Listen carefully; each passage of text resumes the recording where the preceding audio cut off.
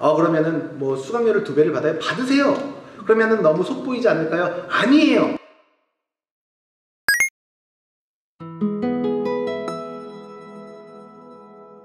그럼 이제 이렇게 학교를 선택해서 들어갔어요. 들어가서 이제 또 열심히 공부해야겠죠. 공부하면서 우리가 관리해야 될 것들이 있죠. 네. 뭐 관리하면 될까요? 제일 중요한 건 성적이죠. 네, 성적 관리해야죠. 네, 성적 관리가 제일 중요하고 네. 그런데 이제 지난번 저희가 원래 유튜브에 그 댓글 질문을 네. 보다 보니까 그러면 지금 현재 학생부 기재사항이 굉장히 많이 줄어들고 뭐 수능 전형이 늘고 있다는데 그럼 뭐 책 안 읽어도 되는 거 아니에요? 네. 뭐 이런 질문들 뭐 반장이나 임원을 꼭 해야 되나요? 네. 뭐 이런 질문들 뭐 비교과는 그러면 무시해도 된다는 얘기죠? 네. 뭐 이런 질문들이 꽤 많더라고요. 네. 그런데 앞서서 우리가 얘기를 했지만 내가 2.0의 내신 혹은 3.0의 내신 혹은 4.0의 내신을 갖고 내 성적으로 갈 수 있는 학교를 고르겠죠. 그런데 학생부 교과 전형으로 대학을 지원할 때 내 경쟁자도 다 2.0, 3.0, 4.0일 거란 말이죠. 그렇다면 내가 내신으로만 대학을 간다면 나랑 비슷한 아이들끼리 경쟁하는 학교를 지원하게 되잖아요.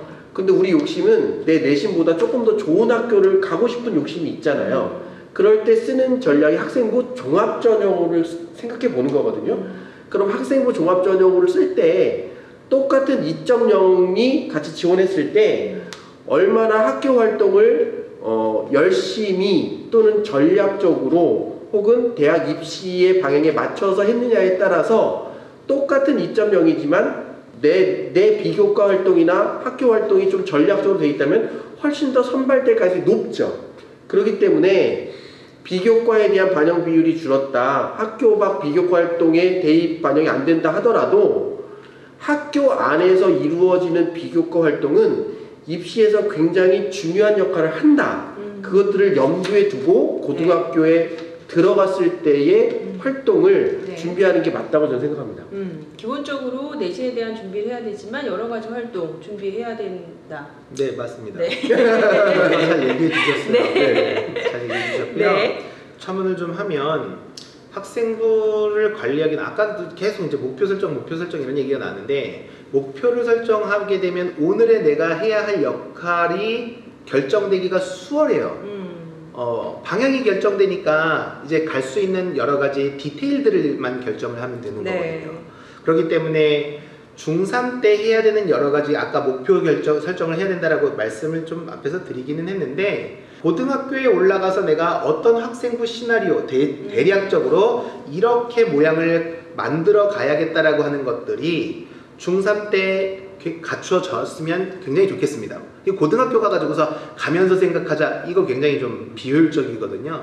그런 측면에서 앞에 얘기를 다시 한번 좀 꺼내보면 자사고라든지 특목고를 한 번쯤 지원해보는 거는 대단히 의미가 있다. 왜? 합격의 여부를 떠나서 학생부 항목별 관리 요령도 숙지하고 내가 고등학교에 가서 어떻게 활동을 해야 되는지에 대한 대략적인 머릿속에 그림도 그려지고, 그러다 보니 11월 달에 학생이 지원하고 나면 그 결과를 받아보고 나서도 몇 달 동안 생각할 수 있는 시간이 있어요. 그러니까 3월달 요입당 하게 되면, 죄송합니다, 3월달 스타트 하게 되면 예, 1년치에 대한 학생부 과정들이 1년 내내 학교에서 뭐 준비하고 결정하고 이런 게 아니에요. 이를테면 동아리가 됐던 학교의 주요 행사가 됐던 3월달에 공지 딱 때리고서 자, 이때가 가입기간이하고 며칠 동안 막 가입하고 끝납니다. 그럼 이때에 가입하고 활동한 내역으로 1년치 학생부가 관리될 가능성이 대단히 높아요.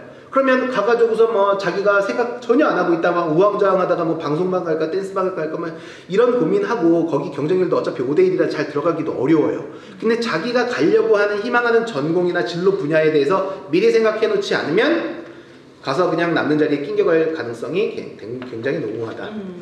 진로를 아까 또 얘기하신 것처럼 진로를 먼저 생각하고, 그럼 우리 막 수시 정시 하잖아요. 네. 수시 정시 이런 거 먼저 막 생각하고 준비해야 되는 거죠. 마찬가지로. 그런데 이제 현실적으로 보면 우리가 그 앞서도 얘기했지만 대입 전형 중에 그 수능 위주 전형이나 논술 전형은 전국 단위에 있는 나 혹은 내 선배들과 경쟁이잖아요. 그렇기 때문에 고등학교 지금 현재 중3 학생들은 그런 전국 단위 경쟁을 신경 쓰기보다는 나와 같이 있는 학교 안에서의 성적 이것들을 더 챙기는 게 중요해요. 그렇기 때문에 일단은 내신을 잘 따 놓으면 나머지 전형 설계가 쉽기 때문에 내신에 고1 때 집중하는 게 무조건 맞습니다. 그리고 앞서 얘기하신 것처럼 내가 지향하고자 하는 전공의 목표가 있다면 그 전공 목표에 부합하는 다양한 활동들을 학교 활동에서 하는 게 좋고요.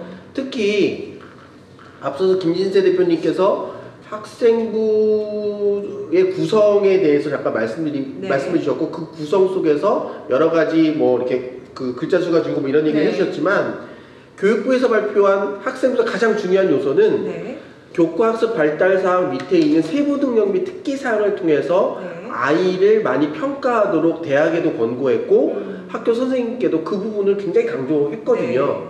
그리고 내가 3년 동안 나를 지켜와 봐준 다양한 교과 선생님이 평가한 나에 대한 이야기이기 때문에 실제로 굉장히 많은 정보가 담겨 있습니다. 그래서 우리 중3 학생들은 내 목표하는 전공을 결정하고 모든 교과목을 내가 지향하고자 하는 그 전공과 어떻게 연결시킬 수 있는지 혹은 이 교과목이 내가 앞으로 하는 그 전공 활동에서 어떤 쓰임새가 있는 과목인지 이런 것들을 계속 염두에 두면서 학교 생활을 한다면 굉장히 학생부 관리에 큰 도움을 받을 수 있지 않을까 그런 생각을 해봅니다. 네, 내신과 비교과 활동을 꾸준히 그냥 준비 열심히 해야 되는 거네요, 그죠? 근데 이제 그냥이라고 하시니까 제가 좀 아니 꾸준히 잘. 그런데 이제 제가 하나 말씀드리고 싶은 부분은 사실 고등학교 올라가면 지금 중학교 때랑 마찬가지로 수학이지만 수학 시험 점수와 수학 수행 평가가 있어요.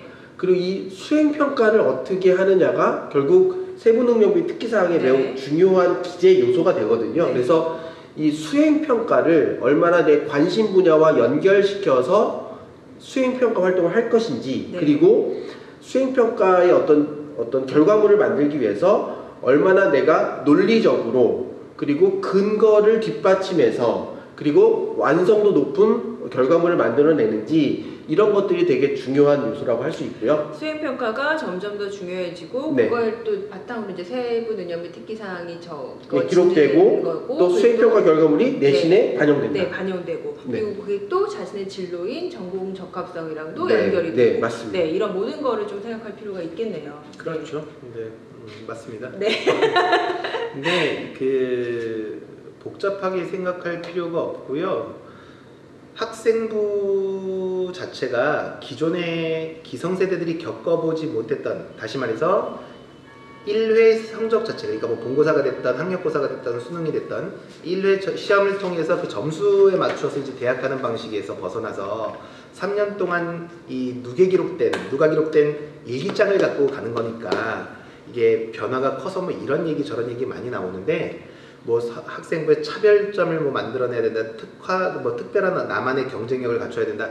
그냥 자기가 그 교과목에 대해서 열심히 공부하고 과거와 같이 학교 등수 잘 받으면 그 분야에 그만큼의 전문성을 인정받는 거예요. 그러니까 내가 내신이 80점인 학생하고 100점인 학생은 100점인 학생이 훨씬 더 전문성이 있는 거죠. 다만 99와 100점 여기에서는 누가 더 우위인지 비교하기는 어렵죠. 그러니까 기본적으로 학교에서 진행하고 있는 그 교과학습 자체가 충실하게 이루어지면 그 자체가 차별성이에요. 그러면 선생님들이 당연히 우리 학교의 실적이 우수하게 드러나기 위해서 잘하는 학생, 가능성 있는 학생들은 더 챙겨주시려고 노력합니다. 여기에서 선생님과의 어떤 조율이라든지 아니면은 내가 수행평가 같은 것들도 하는 것이 의미가 있는 거지, 다른 거 뭐 그냥 기본 국영수과사에 대한 기본적인 내신 자체가 워낙 일천한데 여기서 다른 뭐 수행이라든지 뭐 비교과를 얹히려고 노력을 한다라고 해서 좋은 입시 결과가 나오기는 대단히 어렵습니다. 그러니까 아까 내신이 좋으면 교과 전형 가능하고요. 내신이 좋은 학생들은 비교과까지 좋았을 때 종합 전형이 가능한데, 내가 내신이 안 좋은데도 불구하고 다시 말해서 전문성조차도 확보하지 아니하고 그 내가 진로와 전공을 위해서 노력한 흔적이 내신 점수에서도 나타나지 않는데도 불구하고 비교과만 잔뜩 했다라고 해서 갈 수 있는, 뚫을 수 있는 대학들은 뭐 별로 없다라고 보시면 되겠습니다. 네, 자연스럽게 넘어가는 것 같습니다. 그럼 고등학교에 가서 내신 이제 어떻게 준비해야 될까요? 잘 준비해야죠. 잘 준비해야 되는데 오늘 한마디로 정리 잘 해주시네요. 잘 준비해야 되는데 중3이 또 중요한 여러 가지 이유 중에 하나가요. 네. 진학사 통계를 보게 되면 고등학교 1학년에서 2학년, 2학년에서 3학년으로 올라갔을 때 좀 오래된 통계이기는 합니다만은 내신 성적 제끼기가 너무 힘들어요. 그러니까 우리 학교 다닐 때 보면 잘하는 학생이 거의 계속 꾸준히 잘하지 갑자기 이 등폭이 왔다 갔다 거리는 경우는 많지 않거든요. 네. 그러니까 미리 어떤 1등급이나 아니면 2등급 그룹 안에 내 위치를 딱 틀어잡고서 선점해 놓는 게 굉장히 중요한데 중학교 때는요 책이 얇게 한 권이죠. 고등학교 때 교과서 보세요. 정석이 얼마나 두껍습니까? 이게 몇 권이에요. 그리고 이 과목이 수학만 있습니까? 과목 수도 너무나 많다 보니까 고등학교 때 이걸 한 번에 다 끌고 간다. 이 깊이 있는 난이도, 이 분량, 그리고 그 많은 과목 수를 한꺼번에 다 짊어지고 끌고 간다. 이거 불가능해요. 그러니까 물론 가능하기도 하겠지만 그걸 굳이 그렇게 오늘의 할 일을 미룰 필요는 없다. 그래서 저는 항상 늘 얘기하지만 60의 아버지 은퇴하기 전에 제일 긴 방학은 중3 겨울방학이다. 왜? 11, 12, 1, 2 거의 4개월을 놀잖아요. 원장님들께서도 이때 엄청 빡세게 시키셔야 돼요. 그러면은 뭐 수강료를 2배를 받아요? 받으세요. 그러면은 너무 속보이지 않을까요? 아니에요. 어차피 다 끝나면 나가요. 그러니까 다 끝나면 나가는데 이때 마무리를 엄청나게 잘 안 해놓으면 고등학교 첫 시험에서 실적이 안 나오면 애들이 사실 실망하게 되고 학원을 그만두게 되는 더 큰 불화가 생기니까 많이 시키셔야 돼요. 미리 조금 중3 겨울방학 때 고등학교 걸 집중해서 정말 열심히 해야 된다 그런 말씀이신 것 같은데 네, 그 얼마나 많이 준비해야 될까요? 얼마나 많이요? 네, 얼마나 많이? 됐다만요. 오늘 재밌네요. 네.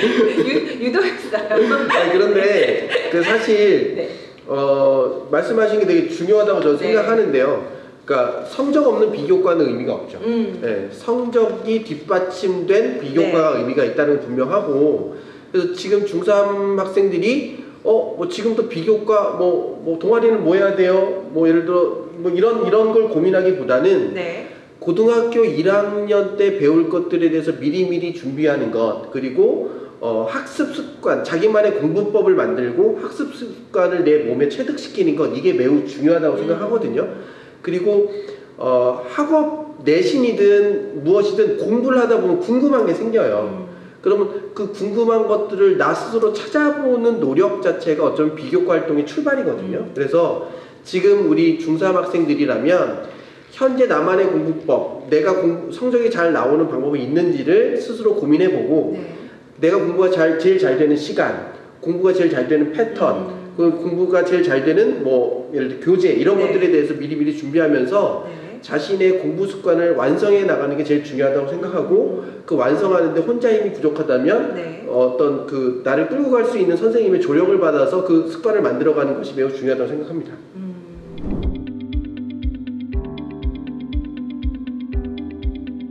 네, 그럼 비교과 활동을 조금 지금부터 우리가 고등학교에서 잘 하려면 지금부터 준비해야 할 것들이 어떤